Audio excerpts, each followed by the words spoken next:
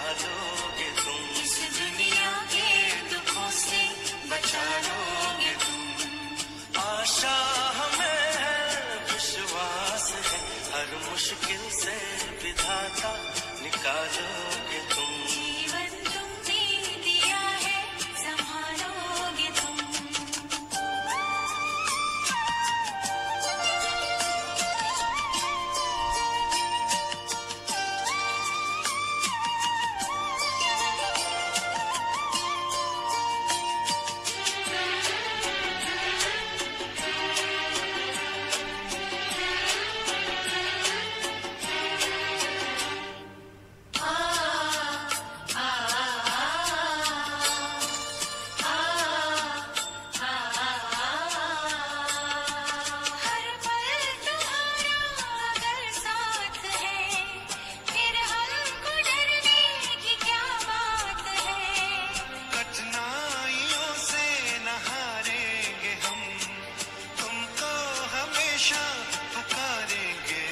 अपने गले से हमें भी लगा लोगे तुम, अपने गले से हमें भी लगा लोगे तुम।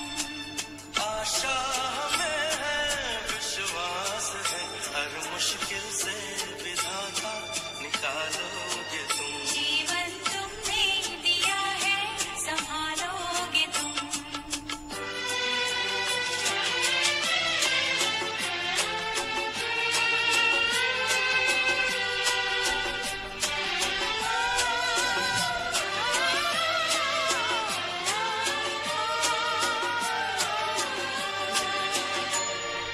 छाया कहीं तो कहीं धूप है नाम कितने कई रूप है। हर शहर में तुम हो समाए हुए, हम सब तुम्हारे बनाए हुए। हम जो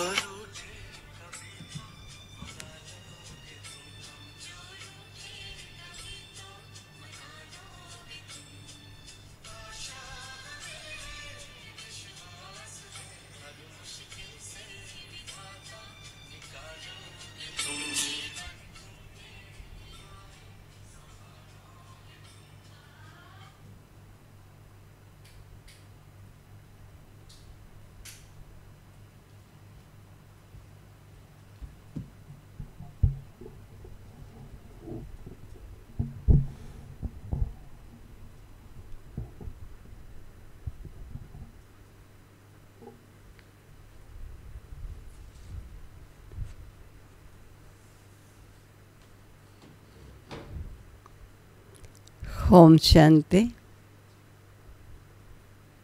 कल हमने रक्षाबंधन का भोग लगाया और आज है रक्षाबंधन का त्योहार, जो सभी अपने घरों में भी मनाते हैं और प्यारे बाबा के सेंटर्स पर भी मनाते हैं। लेकिन सेवा केंद्रों में तो आगे पीछे भी मना लेते हैं। इसलिए कल भी हमने मनाया सुबह और शाम, आज भी सुबह 10 से 11:30 12 के अंदर 10 से 10:30 11:30 12 के अंदर, और शाम को भी 5 से 7:30 7 के अंदर मनाएंगे। जो भी राखी ले जाना चाहेंगे वो ले जाएंगे राखी। और सब सेवा केंद्रों में भी अपनी अपनी सहूलत के अनुसार इस पर्व को मना रहे हैं। ये पर्व वो पर्व है जो हमारी प्रतिज्ञा को स्मृति में दिलाता है कि कैसे ईश्वर ने हम बच्चों को अपना बनाकर सर्व के प्रति आत्मिक दृष्टि कायम की, और इस आत्मिक दृष्टि के आधार से जब पवित्रता जीवन में आती है तो आध्यात्मिक जीवन का फाउंडेशन तैयार होता है, और फिर उस फाउंडेशन पर इमारत बनती है गुणों की और शक्तियों की। तो सभी बाबा के ब्राह्मण बच्चे जो महावाक्य सुनते हैं वे अवश्य रक्षाबंधन के इस पावन पर्व को इतनी पावनता से, इतनी शुद्धि से, इतनी श्रेष्ठता से मनाते ही होंगे क्योंकि हमारे लिए लौकिक पर्व लौकिकता लिए हुए नहीं है, इसमें अलौकिकता है। लौकिक वालों को भी इसके अलौकिक रहस्यों का मालूम अवश्य होना चाहिए। इसलिए भी फ़र्ज़ बनता है बाबा के ब्राह्मण बच्चों को कि इस पर्व की अलौकिकता का रहस्य अपने मिलने जुलने वाले या राखी बांधने या जहाँ बंधवाते हैं उनको भी मालूम होना चाहिए। तो अभी हम सुनते हैं बाबा के 4 तरीके महावाक्य। 4 तरीके महावाक्यों में सार है, मीठे बच्चे, अकाल मूर्त बाप का बोलता चलता तख्त ये ब्रह्मा है। जब वे ब्रह्मा में आते हैं तब तुम ब्राह्मणों को रचते हैं। ये है महावाक्यों का सार। प्रश्न है, अक्लमंद बच्चे किस राज को समझकर ठीक रीति से समझा सकते हैं? किस राज को समझकर ठीक रीति से समझा सकते हैं? ज़रूरी बात है। आंसर है इसका, ब्रह्मा कौन है और वह ब्रह्मा सो विष्णु कैसे बनते हैं। प्रजापिता ब्रह्मा यहाँ है, वो कोई देवता नहीं है।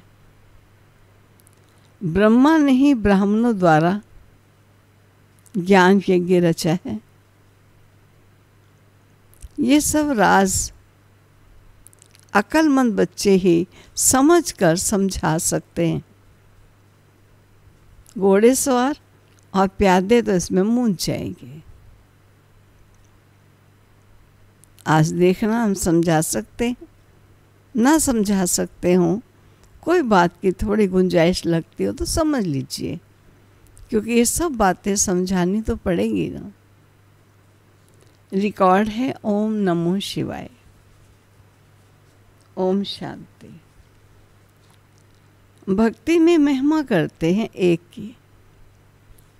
महिमा तो गाते हैं ना, परंतु ना उनको जानते हैं, ना उनके यथार्थ परिचय को जानते। अगर यथार्थ महिमा जानते तो वर्णन जरूर करते। तुम बच्चे जानते हो, ऊंचे ते ऊंचा है भगवान,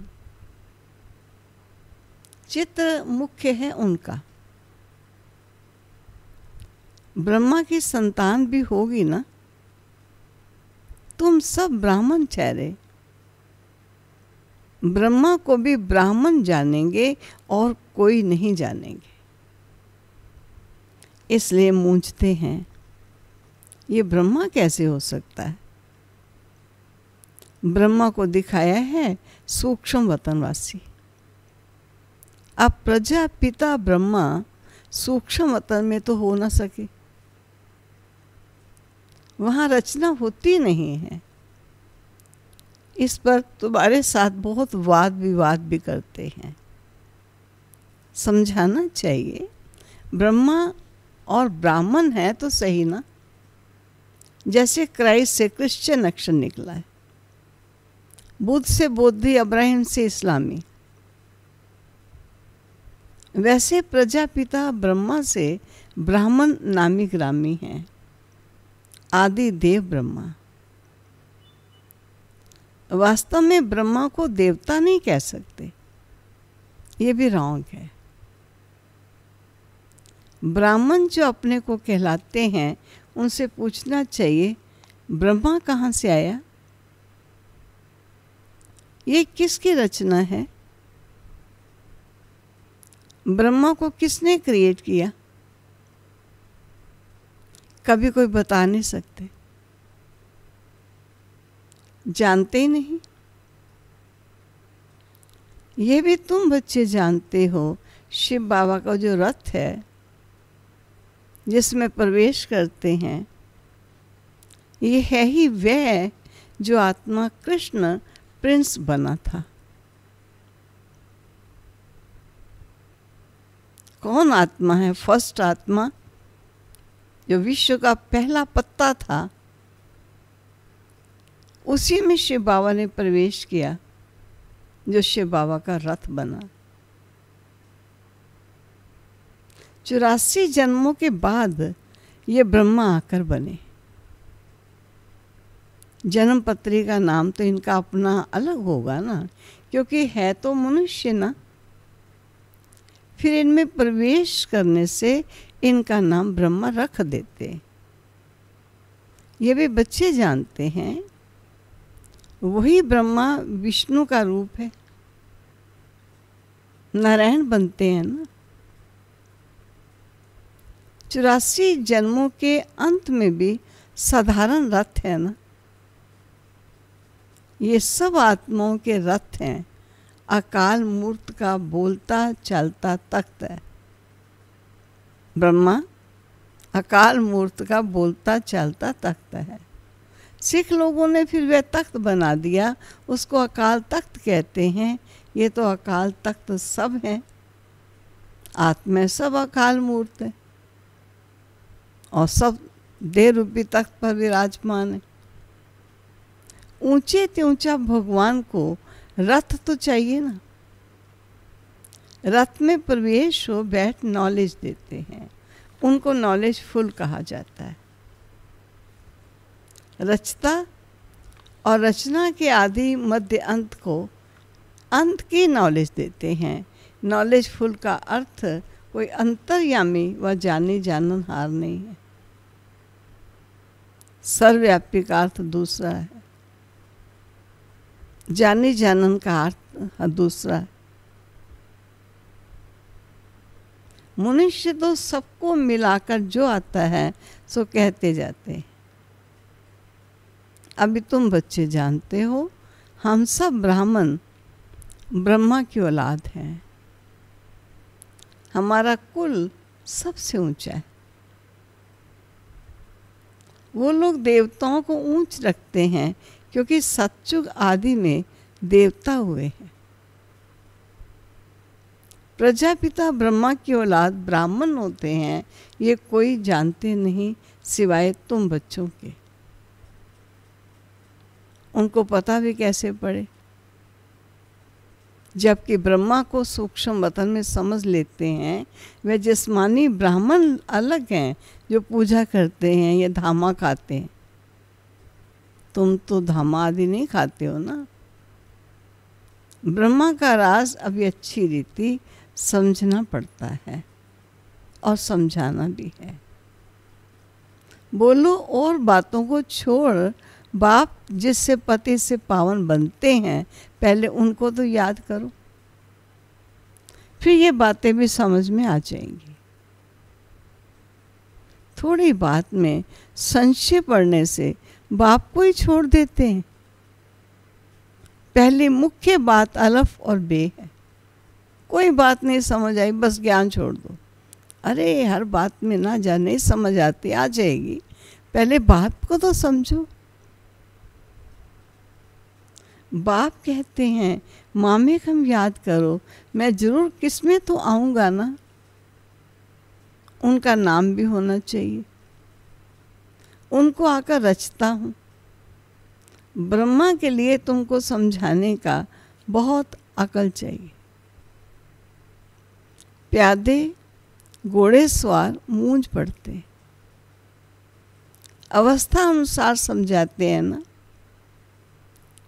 प्रजापिता ब्रह्मा तो यहाँ है। ब्राह्मणों द्वारा ज्ञान यज्ञ रचते हैं तो जरूर ब्राह्मण ही चाहिए। प्रजापिता ब्रह्मा भी यहाँ चाहिए जिससे ब्राह्मण हो। ब्राह्मण लोग कहते भी हैं हम ब्रह्मा की संतान हैं, समझते हैं परंपरा से हमारा कुल चला आता है। परंतु ब्रह्मा कब था वह पता नहीं है। अभी तुम ब्राह्मण हो। ब्राह्मण वो जो ब्रह्मा की संतान, वे तो बाप के ऑक्यूपेशन को जानते ही नहीं। भारत में पहले ब्राह्मण ही होते हैं।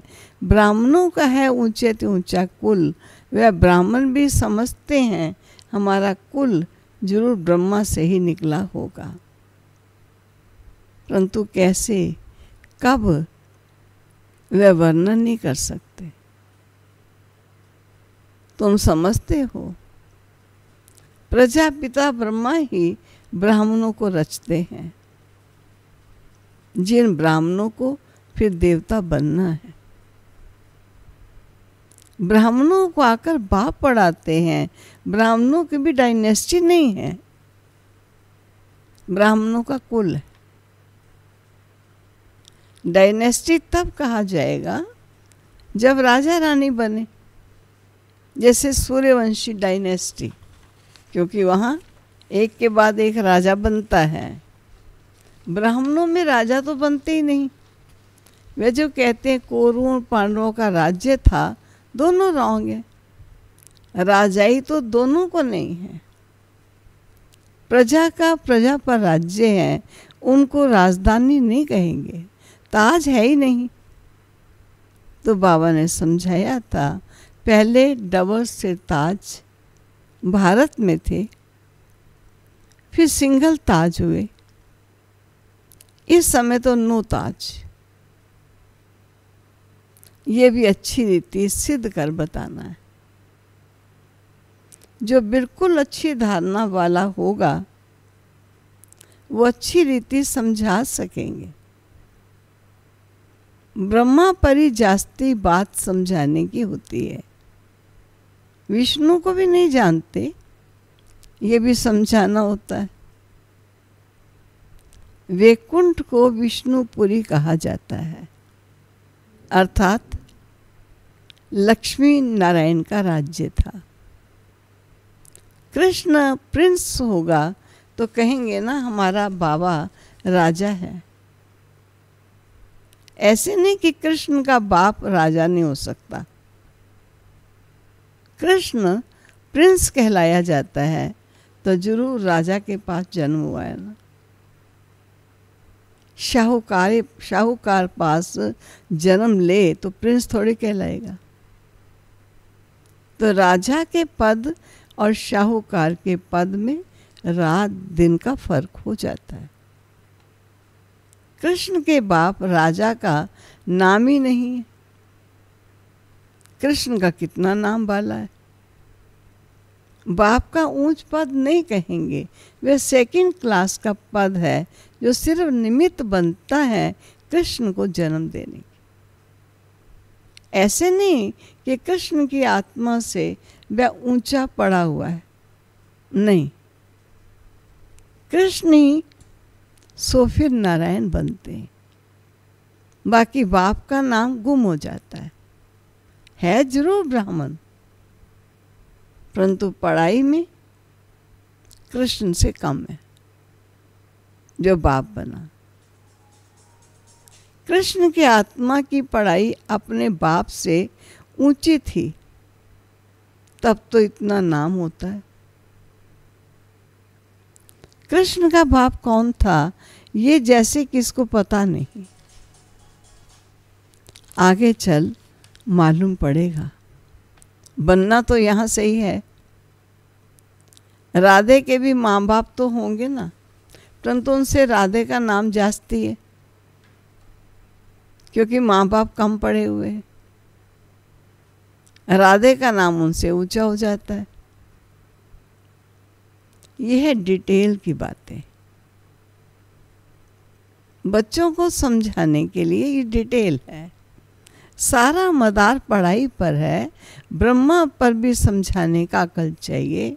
वही कृष्ण जो है उनकी आत्मा 84 जन्म भोगती है। तुम भी 84 जन्म लेते हो, सब इकट्ठे तो नहीं आएंगे। जो पढ़ाई में पहले पहले होते हैं वहाँ भी वे पहले आएंगे। नंबरवार तो आते हैं ना। ये बड़ी महीन बातें हैं, कम बुद्धि वाले तो धारणा कर नहीं सकते। नंबरवार जाते हैं। तुम ट्रांसफर होते हो नंबरवार। कितनी बड़ी क्यू है जो पढ़ाई में जाए पिछाड़ी में जाएगी। नंबरवार अपने अपने स्थानों पर जाकर निवास करेंगे। सबका स्थान बना हुआ है। मूल वतन में पूरा पेड़ है, हर एक अपना अपना स्थान बना हुआ है, सब अपने सेक्शन में जाते हैं। ये बड़ा वंडरफुल खेल है, परंतु कोई समझते नहीं है। इनको कहा जाता है कांटों का जंगल। यहाँ सब एक दो को दुख देते रहते हैं। वहाँ तो नेचुरल सुख है, यहाँ है आर्टिफिशियल सुख। रियल सुख एक बाप ही देने वाला है। यहाँ है काकविष्टा के समान सुख। दिन प्रतिदिन तमो प्रधान बनते जाते हैं। कितना दुख है। कहते हैं बाबा माया के तूफान बहुत आते हैं, माया उलझा देती है, दुख की फीलिंग बहुत आती है। सुखदाता बाप के बच्चे बनकर भी अगर दुख की फीलिंग आती है तो बाप कहते हैं बच्चे ये तुम्हारा बड़ा कर्म भोग है। जब बाप मिला तो दुख की फीलिंग नहीं आनी चाहिए। जो पुराने कर्म भोग है उसे योग बल से युक्त करो। अगर योग बल नहीं होगा तो मोचरा खाकर चुकतू करना पड़ेगा। मोचरा और मानी तो अच्छा नहीं ना। सजा भी खाओ और पद भी पाओ, ये कोई अच्छा तो नहीं। पुरुषार्थ करना चाहिए, नहीं तो फिर ट्रिब्यूनल बैठती है। प्रजा तो ढेर है। ये तो ड्रामा अनुसार सब कर्म जेल में, गर्भ जेल में बहुत सजाए खाते हैं। आत्माएं भटकती भी बहुत है। कोई कोई आत्मा बहुत नुकसान करती है। जब कोई में अशुद्ध आत्मा का प्रवेश होता है तो कितना हैरान होते हैं। नई दुनिया में ये बातें होती नहीं। अभी तुम पुरुषार्थ करते हो, हम नई दुनिया में जाएं। वहाँ जाकर नए नए महल बनाने पड़ेंगे। राजाओं के पास जन्म लेते हो, जैसे कृष्ण जन्म लेते हैं, परंतु इतने महल आदि सब पहले से ही थोड़ी होते हैं। वे तो फिर बनाने पड़ेंगे। कौन रचते हैं? जिनके पास जन्म लेते हैं। ये महल आदि कौन बनवाने शुरू करते हैं? जिनके पास श्री कृष्ण जैसी आत्मा जन्म लेती है। गाया हुए राजाओं के पास जन्म होता है। क्या होता है सो तो आगे चल देखना है। अभी थोड़ी बाबा बताएंगे, वे फिर आर्टिफिशियल नाटक हो जाएगा। इसलिए बताते कुछ भी नहीं है। ड्रामा में बताने की नूंद ही नहीं, क्योंकि है तो श्री कृष्ण प्रिंस, राजा का पुत्र है। कौन राजा होगा? राधे प्रिंसेस है। कौन होगा उनका माँ बाप? ये बताने की अभी कोई आवश्यकता नहीं। ड्रामा में बताने की नूंद ही नहीं। बाप कहते हैं मैं भी पाठधारी हूँ। आगे की बातें पहले से ही जानता होता तो बहुत कुछ बताता। बाबा अंतर्यामी होता तो पहले से बताता। बाप कहते नहीं, ड्रामा में जो होता है उनको साक्षी हो, देखते चलो और साथ साथ याद की यात्रा में मस्त रहो। इसमें ही फेल होते हैं। ज्ञान कभी कम जास्ती नहीं होता है। याद की यात्रा ही कभी कम और कभी जास्ती होती है। ज्ञान तो जो मिला है सो है ही। याद की यात्रा में कभी उमंग रहता है, कभी ढीले होते हैं, नीचे ऊपर यात्रा होती है। ज्ञान में तुम सीढ़ी नहीं चढ़ते, ज्ञान को यात्रा नहीं कहा जाता, यात्रा है याद की। बाप कहते हैं याद में रहने से तुम सेफ्टी में रहो, देह अभिमान में आने से तुम बहुत धोखा खाते हो, विकर्म कर देते हो, काम महाशत्रु है, उनमें फेल हो पड़ते हो। क्रोध आदि की बाबा इतनी बात नहीं करता जितनी काम की बात करता है। ज्ञान से या तो है सेकंड में जीवन मुक्ति, और या फिर कहते हैं सागर को स्याही बनाओ तो भी पूरा ना हो पाए। या तो सिर्फ कहते हैं अलफ को याद करो। याद करना किसको कहा जाता है ये थोड़ी जानते हैं। कहते हैं कलयुग से हमको सतयुग में ले चलो। पुरानी दुनिया में है दुख। देखते हो बरसात में कितने मकान गिरते रहते हैं, कितने डूब जाते हैं। बरसात आदि ये नेचुरल कैलेमिटीज भी होंगी, ये सब अचानक होता रहेगा। कुंभकर्ण की नींद में सोए हुए हैं, विनाश के कारण जागेंगे, फिर क्या कर सकेंगे, मर जाएंगे। धरती भी जोर से हिलती है, तूफान बरसात आदि सब होता है, बॉम्ब्स भी फेंकते हैं, परंतु यहाँ एडिशन है भारत में सिविल वार की। रक्त की नदियाँ गाई हुई हैं, यहाँ मारा मारी होती है, एक दो पर केस करते रहते हैं, सो लड़ेंगे भी जरूर। सब है निधन के, तुम हो धनी के। कोई लड़ाई आदि तुमको नहीं करनी है।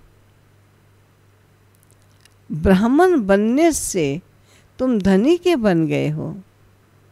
धनी बाप को या पति को कहते हैं। शिव बाबा तो पतियों का पति है। सगाई हो जाती है तो फिर कहते हैं हम ऐसे पति के साथ कब मिलेंगी। आत्माएं कहती हैं शिव बाबा हमारी तो आपसे सगाई हो गई है, अब आपसे हम मिलें कैसे। कोई तो सच दिखते और कोई तो बहुत छिपाते, सच्चाई से दिखते नहीं कि बाबा हमसे ये भूल हो गई, क्षमा करो। अगर कोई विकारों में गिरा तो बुद्धि में धारणा हो नहीं सकती। बाबा कहते हैं तुम ऐसी कड़ी भूल करेंगे तो चकनाचूर हो जाएंगे। तुमको गोरा बनाने के लिए आए हैं, फिर तुम काला मुंह कैसे करते हो। भले स्वर्ग में आएंगे, पाई पैसे का पद पाएंगे, राजधानी स्थापित हो रही है। कोई तो हार खाकर जन्म जन्मांतर पद भ्रष्ट हो जाते हैं। कहेंगे बाप से तुम ये पद पाने आए हो, बाबा इतना ऊंचा बने, हम बच्चे फिर प्रजा थोड़ी बनेंगे। बाप गद्दी पर हो और बच्चा दास दासी बने, कितनी लज्जा की बात है। पिछाड़ी में तुमको सब साक्षात्कार होंगे, फिर बहुत पछताएंगे। नाहक ऐसा किया। सन्यासी भी ब्रह्मचर्य में रहते हैं तो विकारी सब उनको माथा टेकते हैं, पवित्रता का मान है। किसकी तकदीर में नहीं है तो बाप आकर पढ़ाते, फिर भी गफलत करते रहते, याद ही नहीं करते, बहुत विक्रम बन जाते हैं। तुम बच्चों पर अब है बृहस्पति की दशा, इससे ऊंच दशा और कोई होती नहीं है। दशाएं चक्र लगाती रहती हैं तुम बच्चों पर। अच्छा, ऊंचे से ऊंची दशा है बृहस्पति की, लेकिन ख्याल रखना है कि दशाएं हम बच्चों पर चक्कर लगाती रहती हैं। हमेशा रहे बृहस्पति की दशा, फिर तो कहने ही क्या। मीठे मीठे सिक्के लदे बच्चों प्रति माता पिता बाप दादा का याद प्यार गुड मॉर्निंग। रूहानी बाप की रूहानी बच्चों को नमस्ते, रूहानी बच्चों की रूहानी बाप को नमस्ते। धारणा के लिए मुख्य सार। इस ड्रामा की हर सीन को साक्षी होकर देखना है। एक बाप की याद में मस्त रहना है। याद की यात्रा में कभी उमंग कम ना हो।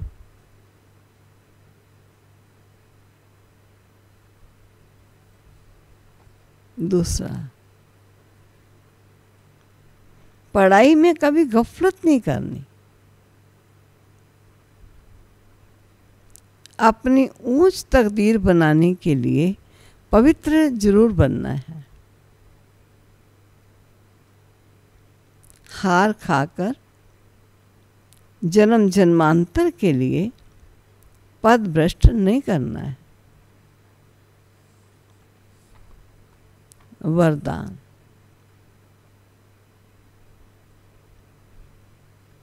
मनमना भव के महामंत्र द्वारा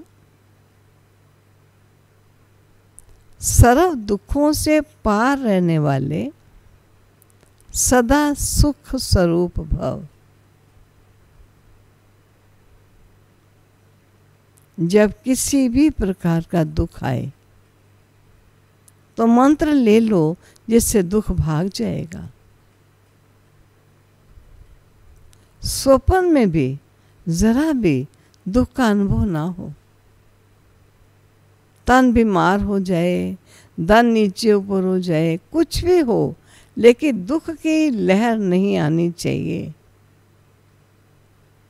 जैसे सागर में लहरें आती हैं और चली जाती हैं, लेकिन जिन्हें उन लहरों में लहराना आता है वे उसमें सुख का अनुभव करते हैं। लहर को जंप देकर ऐसे क्रॉस करते हैं जैसे खेल कर रहे हैं। तो सागर के बच्चे सुख स्वरूप हो, दुख की लहर भी ना आए। स्लोगन। हर संकल्प में दृढ़ता की विशेषता को प्रैक्टिकल में लाओ। हर संकल्प में दृढ़ता की विशेषता को प्रैक्टिकल में लाओ तो प्रत्यक्षता हो जाएगी। तो प्रत्यक्षता हो जाएगी। ओम शांति शांति शांति। चलो, आज सारा दिन उत्सव के मूड में रहना, उत्साह में, उमंग में। प्यारे बाबा के वतन में गए, वतन से शक्तियाँ ली, सर्व विश्व की आत्मा को शक्तियाँ दी, और ऐसे वतनवासी बनकर खुशी खुशी से सुंदर पर्व मनाना। ठीक है। ओम शांति।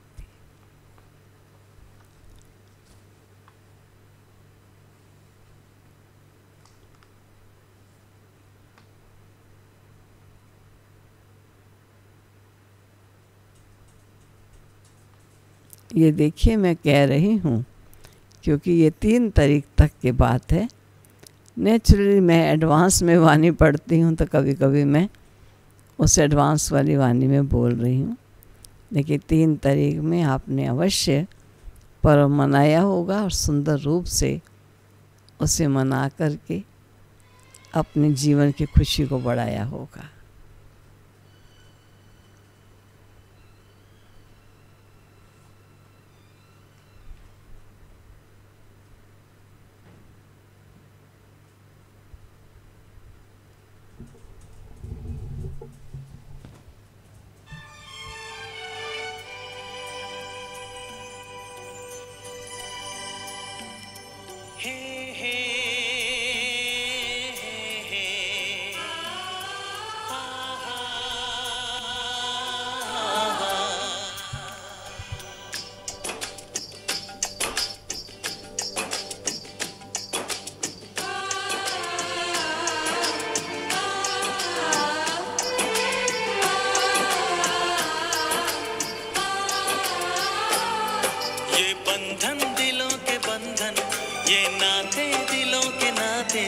ये बंधन दिलों के बंधन, ये नाते दिलों के नाते तय होते हैं अंबर पे, धरती पे जोड़े जाते।